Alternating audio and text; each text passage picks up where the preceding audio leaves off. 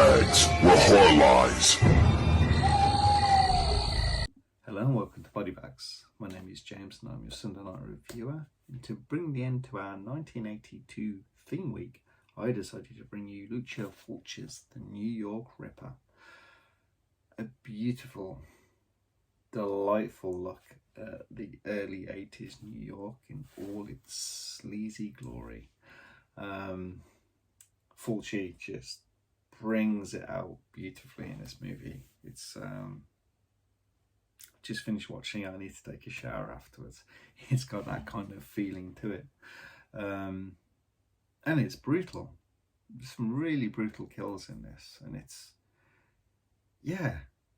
a cool giallo set in New York, obviously.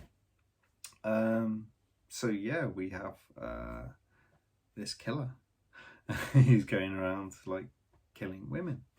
At the start, we have an old guy with his dog. He's going to fetch a stick, throwing it for the dog, and it brings a hand back.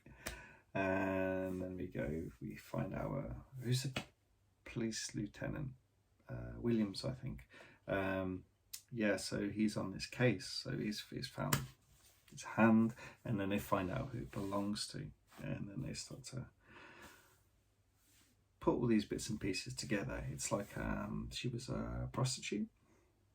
No, she wasn't. She was a model, I think. And her landlady, listening to phone calls of hers, said she had this weird phone call with this guy who sounded like a duck. Not that he was quacking, but sounded as if like maybe some like cartoon duck, how you'd imagine it to sound. Really strange. But anyway, that's what was going on.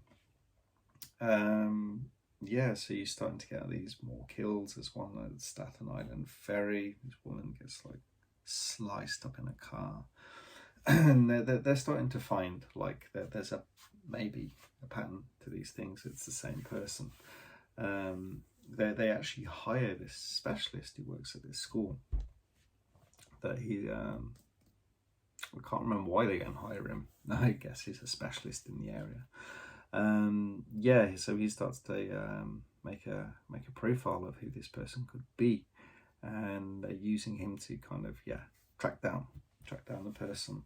You have more kills going on. They have this kind of sub story going on with this rather, I wouldn't say promiscuous woman. It's kind of like when you say that, you wouldn't say promiscuous male. So why would I say promiscuous woman? Well, she's in I'll say open marriage with her husband, and she goes to this sex show, and she's recording the sounds and stuff like that. But in this show, in the crowd, we have what's his name? It's Skeletti or something like that. This guy with two fingers missing on the one hand, who we are following throughout the movie. Is that our New York Ripper? Anyway, the show finishes, she goes off somewhere, and then everyone's applauding the people that are on the show, and the woman, she gets a rather nasty death. Smash bottle into the groin, twisting around, bleeding out. It's pretty rough stuff.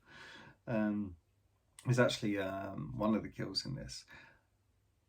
I believe this is actually still cut slightly in the UK, and it's nothing to do with animal killing, which is always an immediate no-no in the UK. So it's quite interesting. I think it's one of the nipple slices when it cut through, which is an unusual thing for the UK, because I don't really cut anything now unless it's, like I said, to do with animals or something pretty bad.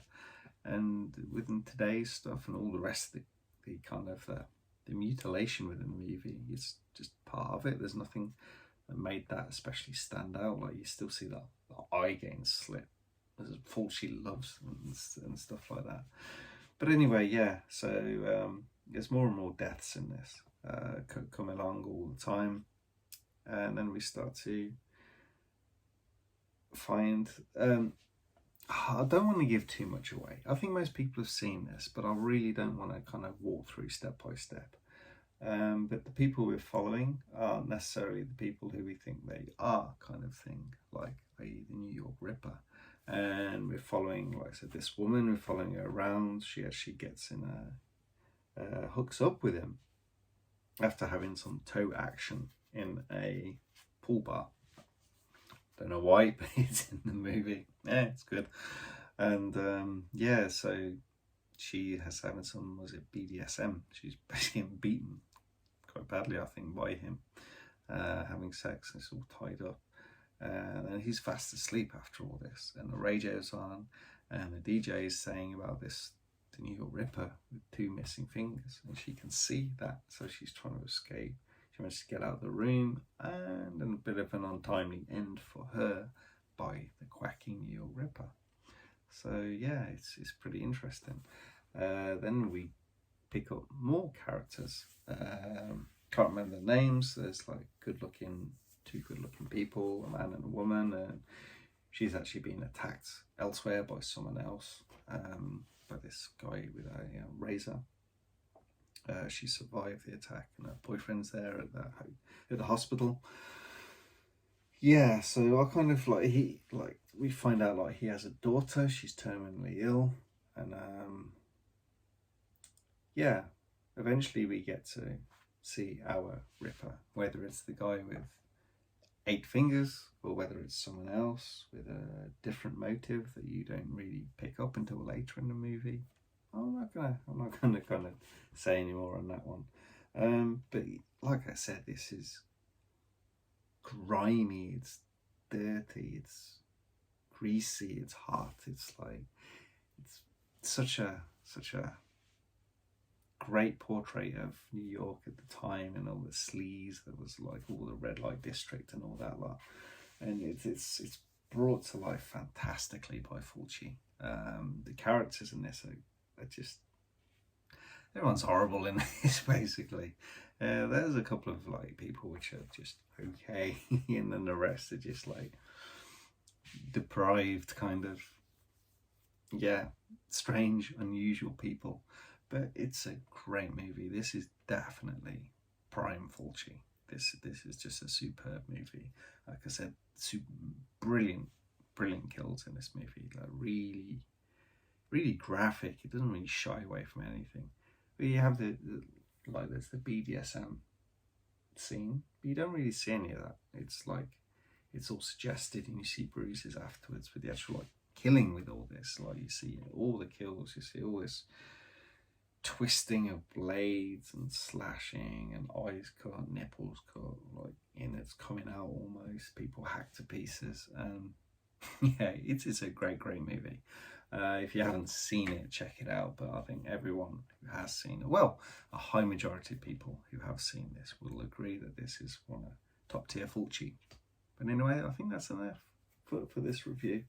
I'll leave you with the extras on the back. This is the Blue Underground, obviously 3-disc Blu-ray. There is the 4K, but the picture quality on this, I think it's perfect. It doesn't need to be any better. In actual fact, it could be a little bit more grimy, and it would suit the movie so well. So yeah, I don't think I'll need to be picking up the 4K.